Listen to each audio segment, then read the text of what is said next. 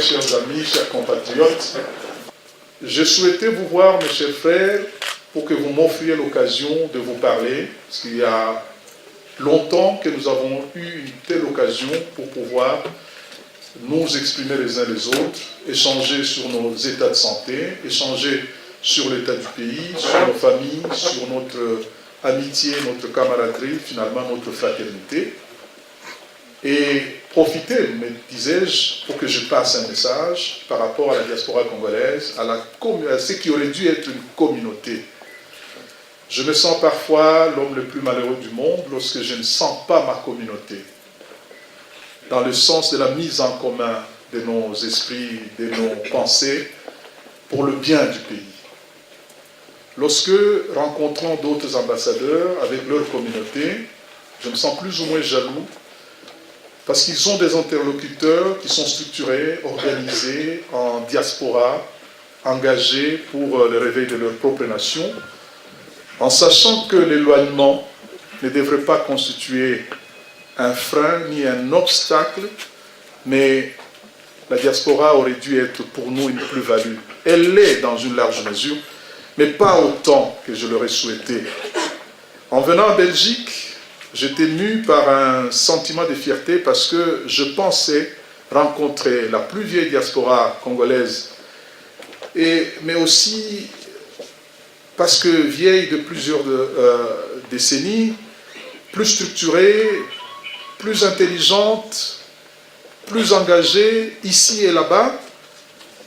Mais malheureusement, nous avons été accueillis par un certain nombre de dérapages qui ont fini d'impacter négativement sur l'image de la communauté et finalement sur celle du pays. Déjà, celle du pays n'était pas si rayonnante, si en plus, nos attitudes ici, nos comportements, nous ont mis plus ou moins en porte-à-faux par rapport au pays d'accueil. Cela ne nous a pas rendu la tâche facile. J'avais une forte ambition de faire en sorte que la respectabilité de la communauté congolaise soit démise avec nos partenaires belges, avec qui nous partageons une très longue histoire, faite d'énormément de soubresauts, de moments de splendeur, des hauts et des bas, comme on dit, mais avec lequel, depuis quelques années, nous sommes engagés résolument dans la renaissance de la République démocratique du Congo à travers notre coopération qui marche si bien. Malheureusement, je dois reconnaître que les choses ne se sont pas mises en place de la manière qu'on souhaitait. Je viens donc, peut-être par naïveté ou par angélisme, retomber dans le même travers que au départ, de pouvoir rêver ensemble, de solliciter votre énergie pour que nous rêvions ensemble d'une autre façon de nous organiser en tant que communauté congolaise. C'est vrai, je prêche pour ma chapelle, parce que si j'ai ma communauté très organisée, très disponible, j'en profiterai, mon travail sera beaucoup plus facile, j'aurai plus de contacts avec des diplomates, avec des politiques, avec la police tout le temps, qu'avec des prisons, ou des hôpitaux, ou des carences en assistance sociale, ou d'autres. Donc, visiblement, il y a un intérêt pour moi, que mon travail soit facile. Mais au-delà de ma petite personne, c'est plus l'intérêt, ou les intérêts pérennes de la communauté congolaise, vous qui avez pris l'option de demeurer durablement ici, donc d'y avoir de la progéniture qui pourra se régénérer plusieurs décennies après, il y a donc lieu de poser les jalons d'une communauté qui soit idoine et qui soit en harmonie avec les structures d'accueil de ce pays. Et donc, si une diaspora africaine aurait dû être un modèle pour le pays d'accueil ici, ça aurait dû être la communauté congolaise. Je voudrais saluer l'engagement de ceux d'entre nous qui ont opté d'être des modèles dans leurs secteurs différents, en politique, en économie, dans les universités, dans l'armée ou ailleurs. Je ne fais pas trop de différence entre les Congolais de souche et ceux qui ont des passeports étrangers. C'est comme ça que je le conçois. C'est peut-être pas diplomatiquement correct, dirait-on, mais qu'est-ce que je vais faire, moi, si le poids de la sociologie et de l'histoire est tellement élevé par rapport à un choix tactique, à un choix stratégique de quelqu'un qui voudrait s'intégrer dans les structures d'accueil du pays. Donc, je m'adresse à l'âme congolaise que tout le monde aura gardée, même si, entre-temps, les papiers ont fait évoluer la coloration de son passeport. Cela étant, mes chers frères, je nous souhaite une conduite qui soit irréprochable, parce que j'ai l'impression qu'on ne peut pas faire pire. Qu'il est temps de faire autre chose pour que, si l'on nous regarde en tant que communauté, nous puissions imposer le respect par notre comportement. J'en suis convaincu et j'en appelle à un sursaut, j'allais dire nationaliste, pour que nous prenions conscience que le monde nous regarde, nous sommes jugés, et cela impactera négativement sur notre conduite, notre emploi, notre voisinage, notre image et malheureusement celle du pays. Là où on aurait attendu des Congolais une prestation irréprochable, malheureusement nous avons opté pour le ministère de la parole. Je vous invite donc à rompre avec ça pour que nous nous engagions dans des actions qui soient idoines. En dehors de toute moralité ou du moralisme, j'en appelle à des actions calculées parce que nos intérêts sont en jeu. Si l'image est mauvaise entre un Congolais et un autre étranger vivant en Belgique, à compétence égale, si l'image est mauvaise, le choix ira vers l'autre étranger. Cela va de soi, c'est donc pas du moralisme que je devrais faire devant des gens conscients de leurs responsabilités.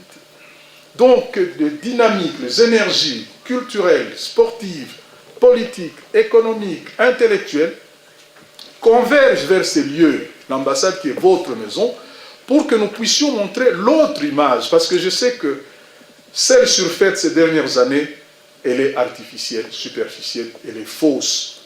La vraie image du Congo, du Congolais, c'est l'image d'un travailleur, d'un homme qui s'en sort malgré les difficultés que nous avons connues ces 52 dernières années. Nous sommes restés un seul pays, alors que bien d'autres pays ont explosé. Nous en sommes là avec des difficultés certes, mais nous nous redressons. Et donc, si nous sommes conscients de cette capacité à avoir résisté à de tels obstacles, nous serons gagnants demain face à d'autres communautés. Définissons cette communauté à travers l'organisation et la structuration. J'ai besoin d'interlocuteurs pour que nous puissions aborder les problèmes congolais, les problèmes des Congolais, ici et là-bas. J'ai besoin que la sagesse, l'intelligence prennent le pas sur l'irréfléchi,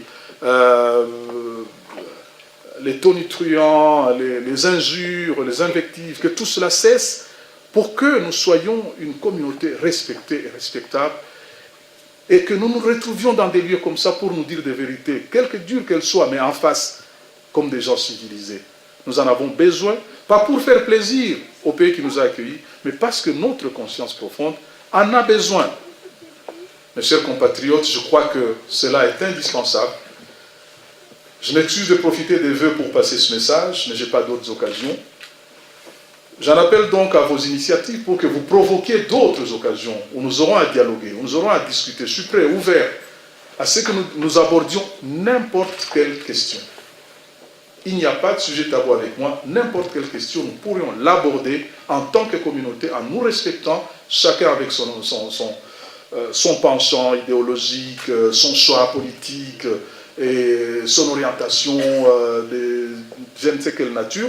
mais sur l'essentiel, en tant que Congolais. Ce socle est suffisamment solide pour qu'il permette que des débats soient possibles entre nous. Je me rappelle, encore jeune ministre dans les gouvernements passés, lorsque nous débattions ici, c'est dans les universités qu'on nous accueillait pour que nous puissions nous expliquer sur l'action du gouvernement. Aujourd'hui, c'est avec des colibés, des chahuts qu'on accueille les autres Congolais. L'image est exécrable, nous l'avons abîmée ensemble, c'est ensemble que nous pouvons la nettoyer. Mesdames, Messieurs, je vous remercie.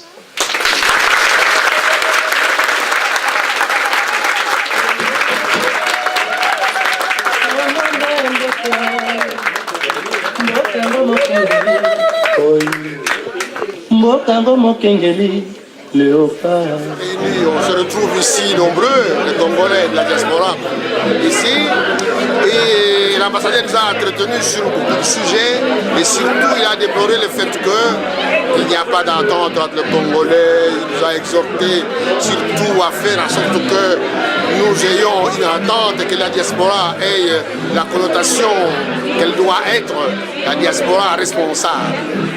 Et sur ce, nous avons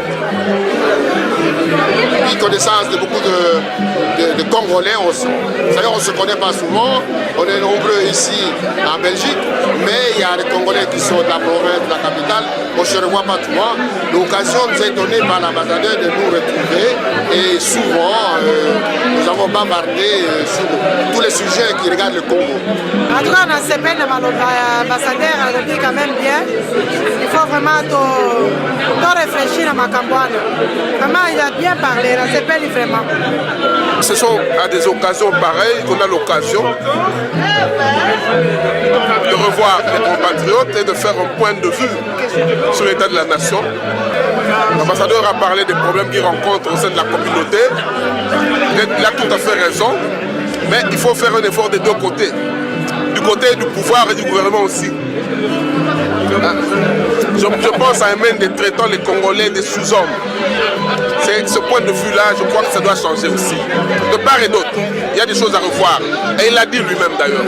Kana sepeli na discours na ye makasi alobi yango ezouta na se ya motema yango wana nazosenga bandeko na biso ya basi ya mibali bana mike totelemisa Congo na ba projet ambassade oyo ezaka ambassade na biso toya na ba problème na biso awa na sepeli mpona discours ya ambassadeur soirée eza kitoko na sepeli.